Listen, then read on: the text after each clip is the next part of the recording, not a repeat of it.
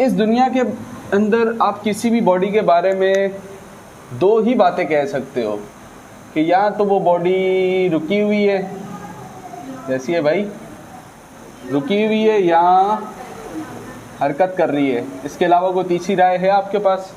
नहीं है सर, हम यही कहेंगे या मूव कर रही है या रुकी हुई है। क्या ख्याल है, ऐसा ही है? जब बॉडी मूव कर रही होती है, हरकत कर रही होती है, तो इसे कहते हैं मोशन, मूवमेंट। और जब बॉडी रुकी हुई होती है दोस्तों, तो इसे कहते हैं रेस्ट। सही है। लेकिन ये बात इतनी सादी नहीं है जितनी सादगी से मैंने ये बात आपको बयान कर दी है। फिजिक्स के नज़दीक रेस्ट और मोशन ऐसा नहीं होता जैसा आप सोचते हैं।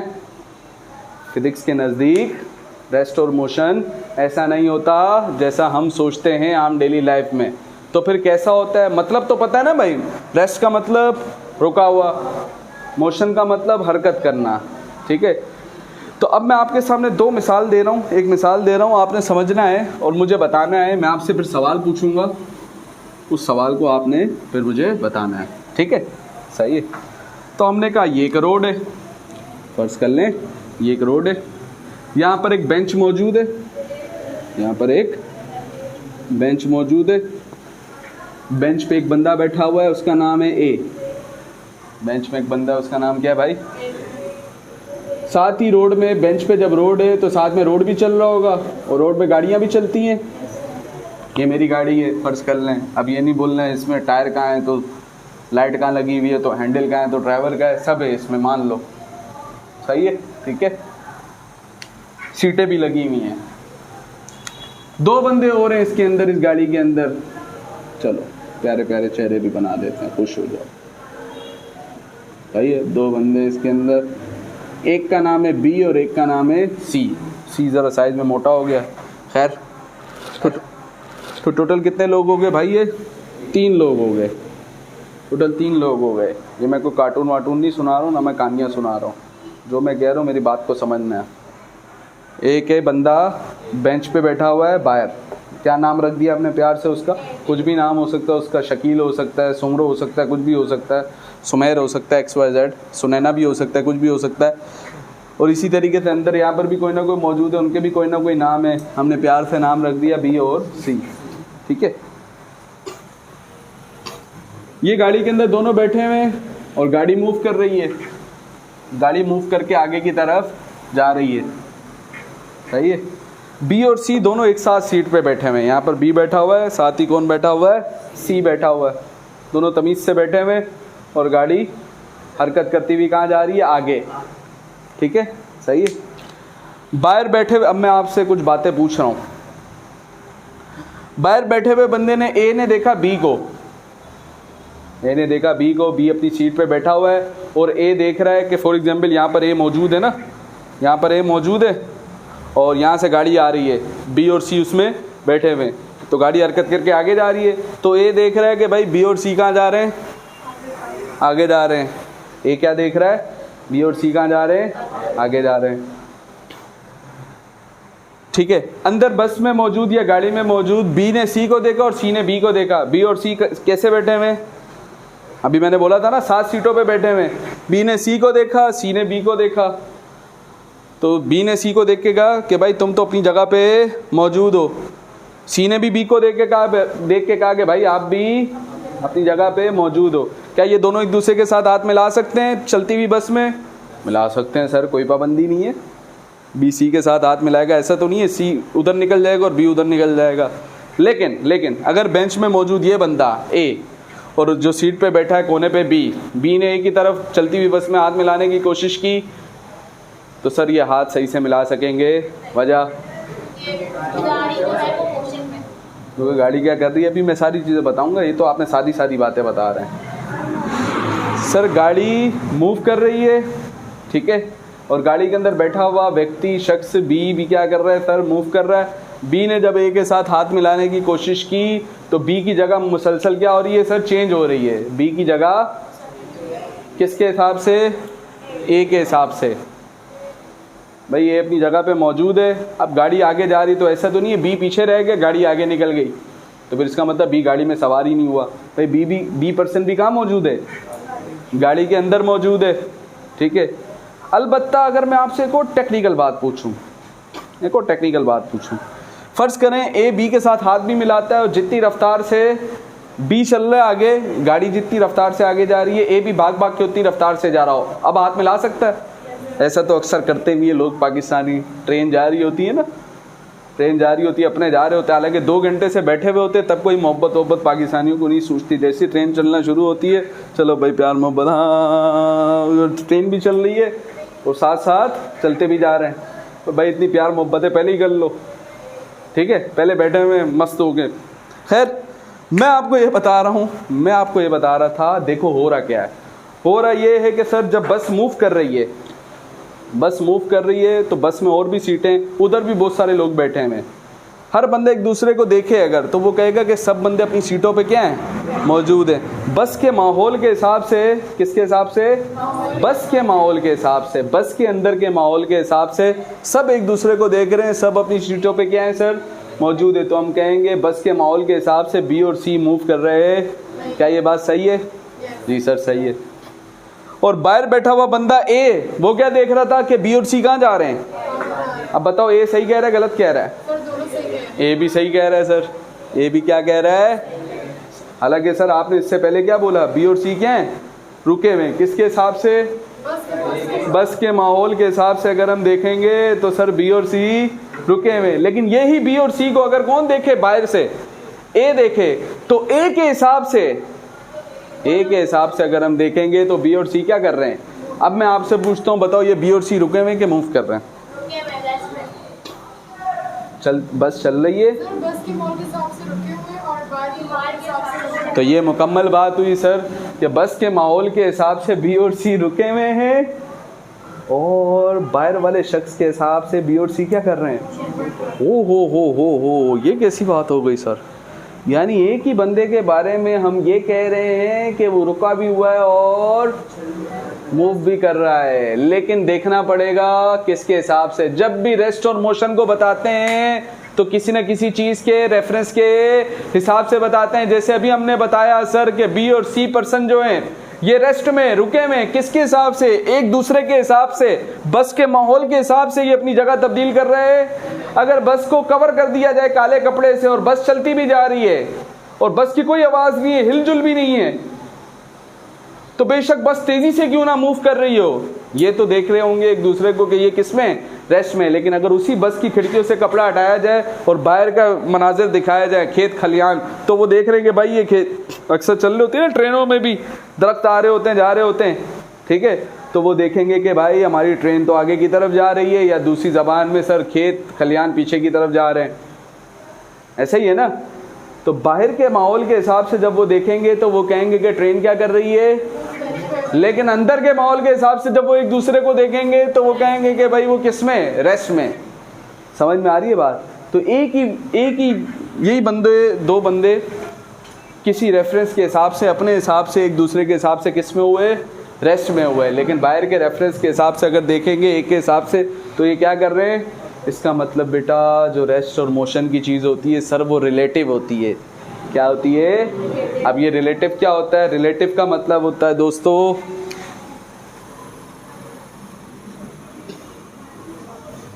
रिलेटिव का मतलब होता है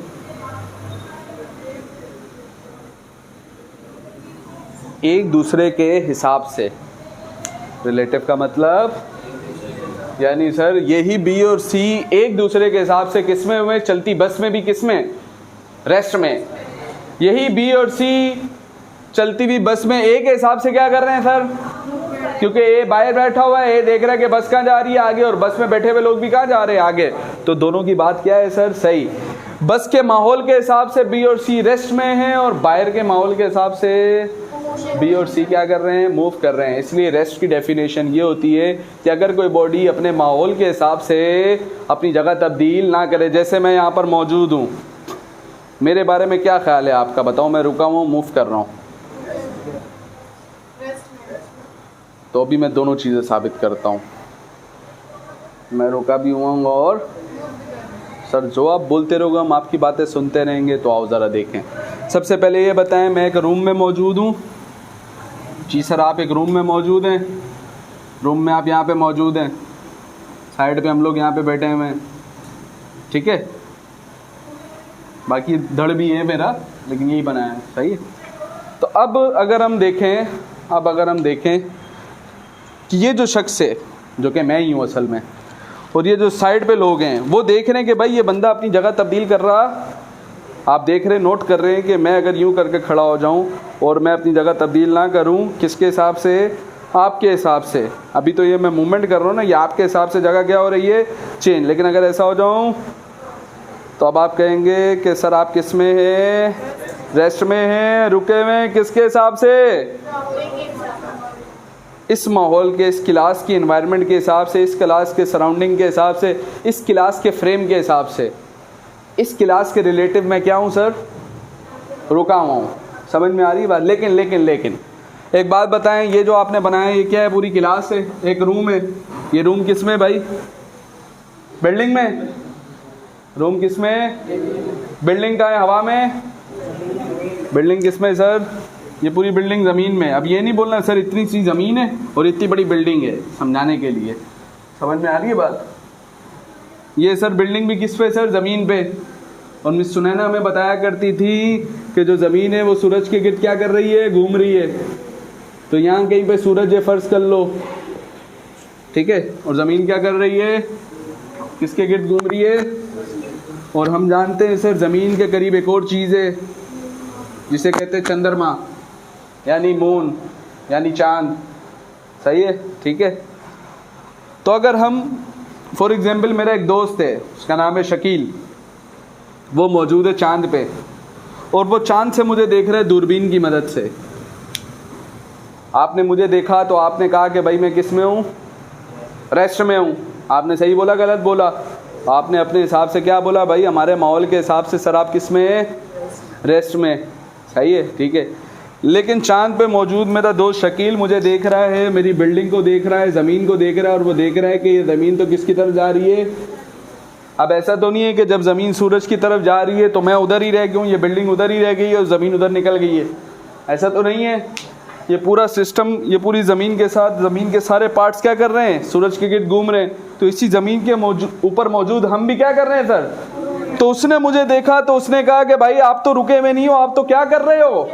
अब किसकी बात सही है? आपकी बात सही है कि इसकी बात सही है? तो जवाब है सर दोनों की बात क्या है? सही है। वो जब यहाँ पर देखेगा तो जब ज़मीन मूव कर रही है तो ज़मीन पे मौजूद हर चीज़ क्या कर रही है सर? ये बिल्डिंग भी उसको मूव करती हुई जाती हुई दिख रही है, तो बिल्डिंग में मैं भी उसको मूव करता हुआ दिख रहा हूँ। तो वो देख रहा है कि भाई मेरे हिसाब से ये शख्स क्या कर रहा है? मेरे फ्रेम के हिसाब से, चांद के फ्रेम के हिसाब से, चांद के एनवायरनमेंट के हिसाब से, चांद की सराउंडिंग के हिसाब से ज़मीन क्या कर रही है? मूव कर रही है। तो बताओ उसकी बात सही है गलत है? सर उसकी बात क्या है सर? तो फिर मैं रेस्ट में हुआ कि मोशन में हुआ? इसका मतलब किसी भी बॉडी के रेस्ट और मोशन को डायरेक्टली नहीं बताया जा सकता। रेस्ट को देखा जाता है किसी न किसी माहौल के हिसाब से, एनवायरनमेंट के हिसाब से। मोशन को भी देखा जाता है किसी न किसी माहौल के हिसाब से। यहाँ बात समझ में आ रही है नहीं आ रही है? तो रेस्ट की डेफिनेशन पढ़ेंगे, नोट्स के अंदर लिखी हुई है। If a body does not change its position, अगर एक बॉडी अपनी पोजीशन को चेंज ना करे with respect to its surrounding, किसके हिसाब से? अपने माहौल के हिसाब से, with respect to its surrounding, then the body said to be in state of rest. तो हम कहेंगे कि बॉडी किस हालत में सर? रुकी हुई हालत में। समझ में आ रही है बात? क्लियर हो गया? ठीक है, सही है। तो बहुत सारी मिसालें बनाई जा सकती हैं। अब बुक लाए ऑन अ टेबल। अब देखो, जब आप कहते हो ना, इस दुनिया में एक और बात आपको बताता चलूँ, एक और बात आपको बताते चलें, इसी से खुदा ताला की एक कुदरत का और नमूना निकलता है। मैं ये बता रहा हूँ खुदा ताला किस शख्स को पसंद करता है, जो कि अडराम बन के बैठा रहे या कोई ना कोई मेहनत करे। और मेहनत की पहली शर्त ये है कि अडराम बन के सो जाए। हैं, मेहनत की पहली शर्त ये है कि अडराम होके, तो ये खुदा ताला का जाविया। खुदा ताला पसंद करता है मेहनत करने वाले को, यानी रुके हुए को, मूवमेंट करने वाले को। भाई मेहनत करने के लिए भी हरकत का होना क्या है? ज़रूरी है। तो खुदा ताला का मौजज़ा मैं आपको बताता चलूँ। इस दुनिया के अंदर आप किसी भी चीज़ को ये नहीं कह सकते जो मैं अभी बात बता रहा हूँ। ये बड़ी टेक्निकल बात है, शायद आपके लेवल से थोड़ी ऊपर बात भी हो जाए। इस दुनिया के अंदर एब्सोल्यूट रेस्ट नाम की कोई चीज़ होती। एब्सोल्यूट का मतलब क्या होता है? बिल्कुल सही, एब्सोल्यूट का मतलब हम कहते, तो एब्सोल्यूट का मतलब होता है ऐसी चीज़ जिसमें कोई गलती की गुंजाइश ही ना हो ना। तो एब्सोल्यूट का मतलब आप कह सकते हो मुकम्मल। यहाँ पे रेस्ट का मतलब रुका होना। तो इस दुनिया के अंदर आप किसी भी चीज़ के बारे में ये नहीं कह सकते कि वो मुकम्मल रुकी हुई है हो, हैं? अभी तो आप कह रहे थे सर, हम भी अक्सर कहते हैं भाई, गाड़ी लेके जा रहे होते हैं, जहाँ हमारे सफ़ेद पुलिस वाले भाई दिखते हैं तो क्या कहते हैं, गाड़ी रोको, तो हम रोकते हैं ना सर। और आप कह रहे हैं रोकने के बाद भी कि कोई रुकी हुई चीज़ होती। मेरी बात पूरी सुनो, मैंने क्या कहा? एब्सोल्यूट रेस्ट नाम की कोई चीज़ होती। मतलब क्या है? मतलब ये है कि सर हम इतना जानते हैं कि दुनिया के अंदर खुदा ताला ने जितनी भी चीज़ें बनाई हैं इनमें से कोई भी चीज़ रुकी हुई नहीं है। आप जानते हैं ये जो बड़े बड़े प्लैनेट्स हैं इनमें से कोई भी चीज़ रुकी हुई, अगर ये रुक जाए तो ये पूरा निज़ाम ख़त्म हो जाए, दरम बरम हो जाए। इसके ऊपर भी इंशाल्लाह ताला मैं डिटेल में क्लास लूँगा। सादी सी बात आपको बताते चले सिर्फ ज़मीन के बारे में। तो ज़मीन दोस्तों 3 किस्म की मोशन करती है। ज़मीन कितने किस्म की मोशन करती है? ज़मीन 3 किस्म की मूवमेंट कर रही है। ज़मीन अपने गिर्द भी घूम रही है, ज़मीन सूरज के गिर्द भी घूम रही है। वो तो है, अभी तो ज़मीन की 2 मोशन की बात की। तीसरी मोशन है सर, ज़मीन सूरज सब तेज़ी से दौड़ते हुए जा रहे हैं। अगला सवाल पैदा होता है ये क्या चल क्या रहा है? देखो, चांद है ज़मीन के मुकाबले में हल्का। चांद किसके गिर्द घूम रहा है? ज़मीन के गिर्द भी और अपने गिर्द भी। सही है, ठीक है। इसी तरीके से ज़मीन के बारे में हम पढ़ते, ज़मीन किसके गिर्द घूम रही है। अगला सवाल ये पैदा होता है क्या सूरज रुका हुआ है? तो जवाब है सर सूरज भी नहीं रुका हुआ। सूरज अपने से बड़े किसी सूरज के गिर्द क्या कर रहा है? घूम रहा है। वो सूरज उससे बड़े सिस्टम के गिर्द, ये सिस्टम उससे बड़े एक सिस्टम के गिर्द घूम रहा है। लुब्बे लुबाब कहने का मकसद ये है, ये जितनी बातें मैं बयान कर रहा हूँ ये बातें आज साइंसी हकाइक हैं। साइंस इन बात को तजर्बात की रोशनी में बयान करती है। जस्ट बताने का मकसद ये है कि खुदा ताला ने भी ये जो बड़ी बड़ी चीज़ें बनाई है इनमें से भी कोई भी चीज़ रुकी हुई तो वो इंसान जो दुनियावी काम के हिसाब से दुनिया में ही अपने आप को रोक लेगा, स्टॉप कर लेगा, तो ये खुदा ताला की मंशा नहीं है। खुदा ताला भी किनको पसंद करता है, ये भी अल्लाह ताला का फरमान है। अल्लाह को वो मोमिन ज़्यादा पसंद है, खुदा ताला को वो मोमिन ज़्यादा पसंद है जो कि मेहनत करने वाला हो। ऐसा हो भाई, मेहनत करने वाला हो, ठीक है, सही है। खैर, मैं आपको ये बता रहा हूँ कि ये बड़ी बड़ी चीज़ें भी क्या कर रही हैं, मूव। सिर्फ इतना ही नहीं सर, हम पढ़ते हैं 9 केमिस्ट्री में, सर अब्दुल रहमान ने हमें बताया था सर कि अगर हम एटम को देखें और एटम को भी तोड़ना शुरू करें और एटम के अंदर से किसको बाहर निकालें, अगर इलेक्ट्रॉन को, जो कि एक बहुत छोटा ज़र्रा है, तो उसके बारे में भी हम एटॉमिक स्ट्रक्चर के अंदर पढ़ेंगे। और सर शकील ने भी हमें बताया है कि वो इलेक्ट्रॉन भी रुका हुआ नहीं है सर, वो इलेक्ट्रॉन भी क्या कर रहा है। इतनी बड़ी चीज़ सूरज, ज़मीन वगैरह ये भी मूव कर रहे हैं। और इतनी पिद्दी सी चीज़ इलेक्ट्रॉन, अनइमेजिनेबल साइज। अभी हमने लास्ट क्लास में एवोगाड्रोस नंबर पढ़ा था, याद है कितना बड़ा नंबर था? उसमें जो एटम था ना, एटम से भी 10,000 गुना छोटी चीज़ समझ लें। एटम से भी 10,000 गुना छोटी चीज़ समझ लें, कौन है? इलेक्ट्रॉन। यानी सर इलेक्ट्रॉन एटम से भी 10,000 गुना क्या है, छोटा। एटम खुद कितना छोटा था ये मैंने आपको इमेजिन करके बता दिया। तो खुदा ताला की कुदरत के शाकार देखो कि इतनी बड़ी चीज़ भी क्या कर रही है, मूव कर रही है, और ये छोटी से छोटी चीज़ भी क्या कर रही है। तो एक बात तो सादी समझ, दुनिया का दारोमदार, इस पूरी जहां का निज़ाम ही किस में सर, हरकत में। अगर ज़मीन की हरकत रोक दी जाए, अगर ज़मीन की हरकत रोक दी जाए तो यह ज़मीन सूरज में जाके गिर जाएगी। अगर ज़मीन की हरकत रोक दी जाए तो ज़मीन किस में जाके गिर जाएगी, सूरज में जाके गिर जाएगी। तो ये पूरा एक बड़ा बैलेंस सिस्टम है जिसका दारोमदार हमारे रब ने किसके ऊपर रखा है, मूवमेंट के ऊपर। किसके ऊपर रखा है सर? मूवमेंट के ऊपर रखा है। तो हमने कहा ठीक है सर, तो रेस्ट डिफाइन हो गया। तो जब मैं ये बोलूँगा, अच्छा एब्सोल्यूट रेस्ट नाम की चीज़ नहीं होती, इसका मतलब क्या है कि देखो अगर मैंने ये कह दिया कि भाई मैं भी रेस्ट में हूँ आपके हिसाब से, लेकिन ये बात भी मुकम्मल सही नहीं है कि मैं हकीकी तौर पे रेस्ट में हूँ और कुल्ली तौर पे रेस्ट पे हूँ। तो अगर बाहर के माहौल के हिसाब से कोई ज़मीन से बाहर अगर हमें देख रहा होगा, दोबारा मैंने कहा कि भाई अभी मैं किस में हूँ? रेस्ट में हूँ, अपनी जगह तब्दील कर रहा, तो मैं हूँ तो मौजूद किस पे? ज़मीन पे। तो ज़मीन के बाहर अगर कोई मुझे देख रहा होगा तो उसको ज़मीन कैसी दिखेगी? मूव करती हुई। तो उसको मैं भी कैसा दिखूँगा? मूव करता हुआ दिखूँगा। तो अब कहने का मकसद ये है कि हकीकी तौर पे मैं कभी भी ये नहीं कह सकता कि मैं किस में हूँ? रेस्ट में हूँ, क्योंकि आपने बताया सर ज़मीन मूव कर रही है, किसी और प्लेनेट पे जाओगे तो वो भी क्या कर रहा है? मूव कर रहा है। हर वक्त हर चीज़ क्या कर रही है? तो एक टेक्निकल बात क्या कि एब्सोल्यूट रेस्ट आप किसी के बारे में भी क्लेम कर सकते, किसी भी चीज़ के बारे में हम एब्सोल्यूट रेस्ट क्लेम कर सकते, अलबत्ता एब्सोल्यूट मोशन हम क्लेम कर सकते हैं। अभी तक हमने जो पढ़ा है तमाम चीज़ों का दारोमदार किस पे सर? मूवमेंट के। इवन आज साइंस ये भी कहती है कि ये जो पूरा यूनिवर्स है, इतना तो साइंस कहती है कि भाई एक धमाका हुआ। क्या हुआ सर? एक धमाका हुआ, धमाके से सारी चीज़ें बनी, और धमाका जब होता है तो एक्सप्लोजन जब होता है तो चीज़ें एक दूसरे से क्या हो जाती हैं? अलग। क्या हो जाती हैं? और जैसे जैसे दूर जा रहा होता है, भाई धमाके का यहाँ पर बम फटा, फ़र्ज़ कर लें, समझाने के लिए कह रहा हूँ, फटा नहीं है, तो अगर यहाँ पे बम फटेगा तो उस बम फटने का सबसे ज़्यादा असर किसको होगा? जिसके करीब फटा होगा। सबसे कम असर किसको होगा? जो उस बम से दूर होगा। ठीक है, तो जहाँ एक्सप्लोजन होगा सर वहाँ पे इसका असर ज़्यादा होगा, और आहिस्ता आहिस्ता ये क्या होता जाएगा? फैलता जाएगा। क्या होता जाएगा? फैलता जाएगा।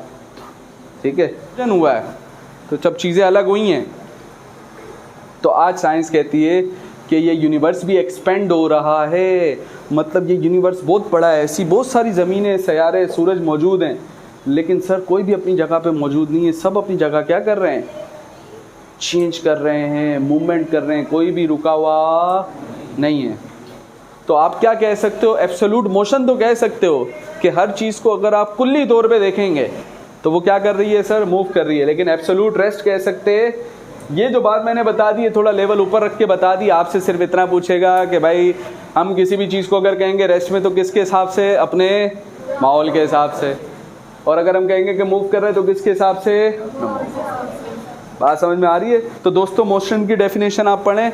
If a body change its position with respect to its surrounding then the body is said to be in state of motion. कि अगर कोई बॉडी अपने माहौल के हिसाब से अपनी जगह क्या कर ले? चेंज कर ले, तो हम कहेंगे कि ये बॉडी किस में सर? मोशन में।